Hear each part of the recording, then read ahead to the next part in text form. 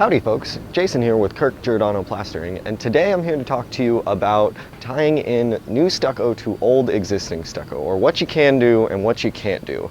We're doing a lot of work on this house, and there's a bunch of really good examples of different kinds of tie-ins we have to do, so I thought I would show you guys them. Okay, first things first, I'm going to start with the easy side. Now they did a good job breaking out enough to get their new wood in and their flashing, but they didn't break out any paper and wire for me to tie into. So guess who gets to do that? Me. Anyway, before I get to doing that, I'm just going to prep everything. I did most of these. You pull your downspouts and stuff off. Get them out of the way because you don't want to jack them up. Anyway, this side, pretty self-explanatory. Moving on to this side, this is where it gets a little bit more tricky. As you can see in here, there's just no paper left. And that's pretty common on a 90-year-old house. This is the southwest side. It gets more of the moisture and wind and things like that. So what I'm going to do is break out these 2 inches of stucco and hopefully get some paper. If I don't, well, you know, sometimes you just don't get any paper. And this is what we got. The homeowner does not want to tear apart this intricate rock work to try and chase some paper that may or may not be there and end up just tearing the whole front off. What I really wanted to talk about on this door is this top tie-in. Now you'll notice it hasn't been broke out. It's got a nice clean edge. Why? Because the previous trim around this door went all the way up there and the stucco stopped naturally at it. This piece is much smaller, and because of that we have a couple options for how to tackle waterproofing this area. Now I could take my bulldog and try to break out 2 or 3 inches along this whole strip, get some paper, try to fish my new paper up under that and put it together that way. It would be really piecemeal though. And on this front side that gets all the wind and rain and things like that, I want to be 100% sure that this area is waterproof. So what I'm prepared to do today is take off this rain gutter so that I can take this piece of stucco out from here all the way to here, and I can get my new paper all the way to the facial board and caulk that. That way I know this side is 100% waterproof and I don't have to worry about it. Alright guys, I got the nasty breakout stuff done. Now what we're going to do is I've already started cutting my wires. I've got 2 last cuts to make. Now the only thing holding this piece to the wall is all the staples or furring nails they put in originally.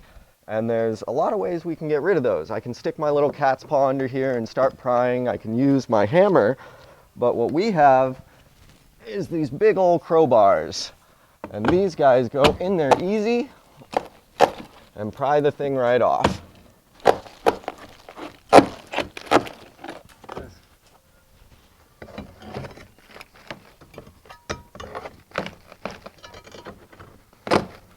About we switch sides. Okay. I thought I'd get away from this nasty work, but nope, you can't escape it. All right, it's coming off now. got anything on that other side? There shouldn't be any wires left. Cool. Grab that side. Let me set my crowbar down. Let me just pull it out. Easy money.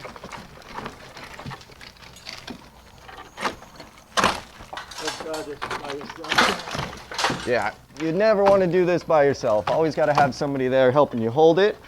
We'll just set this down right now. And always wear gloves. This stuff will tear your hands up. And see, that was way easier than trying to break out 2 inches here, seeing if we'd get a tie-in or not. Now we can go all the way up to the facial board. Well, not that they have one. We can go all the way up here with our new paper, caulk it, and that is 100% waterproof. I'll show you more as we get to that stage.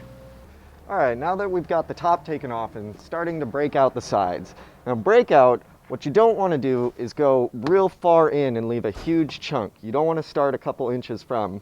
You always want to start a 1/2 inch or 1/4 inch from where it's already gone. That will give you the easiest breakout possible. Now some stucco just flies off nicely. Some stucco stays on and it's a little more stubborn. What happens if you don't do the 1/2 inch thing and you go real far, you end up with these big chunks that now I have to break this out, and it's just a lot more work. You always want to do a little 1/2 inch. Alright guys, change of plans. When you work in this industry, you always got to be ready to improvise or change what you're going to do depending on what you find. You see over here, A lot of wood rot. These studs are gone. There isn't any shear wall left. So I can't do my job anymore.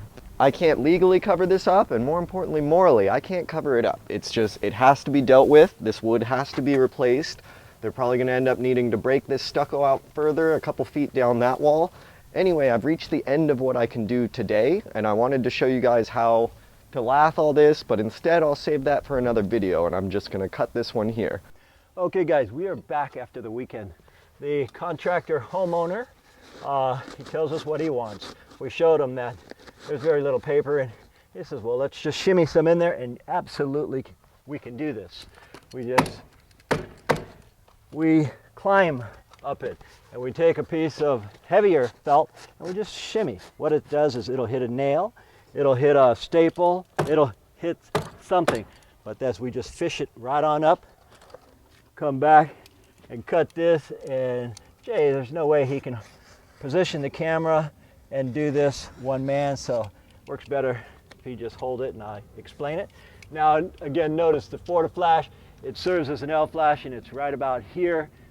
Okay, this guy, he's a contractor, so this didn't take him but 2 hours to fix. He went over here 2 feet, here about a foot. That's what we expected. Can you leave a little bit and put greens clear, or some of that copper green that kills fungus? You could, absolutely. So what we're doing next is the paper. So we generally will wrap it. And no, I'm not going to put a weep screed here, because if I did and I put a weep screed over here, it would look ridiculous. Sometimes you got to consider codes with cosmetics. So we are coming down past the mud seal. We had to break the concrete out here, or the cement, in order to come down past the mud sill. We pop some paper on it. I always like to double my corners. There's 2 layers, and then when I do this, I come over to here like so to prove a point. Always good, guys, to have 2 layers of paper on corners. And so I come over here and I put 2 more layers, and we just fish it right on up. This actually, I'll show you 1 more layer, and then we're gonna wire this guy up. Nothing to it.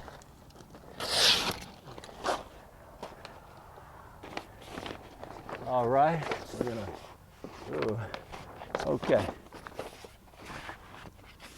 We'll put 2 more layers on here, and this particular paper, guys, it's spot glued.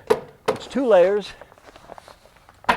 That way it won't separate. Say like if you're doing a 30-foot span, you get a 32 guys, it'll separate if it's not spot glued. Anyhow, we're gonna take this underneath there, caulk that, and then we'll show you the final job after everything is complete. All right, guys, we are complete. I'll show you some last minute tips. We went ahead and fused this to the paper. Why? Because if we had, say, 3 months of rain, would it work its way back to here in back of this? Not very likely, but we have to do this anyhow. It's part of our job. Here we've got about 5 tubes of caulking in there because we've got a pretty large crack there.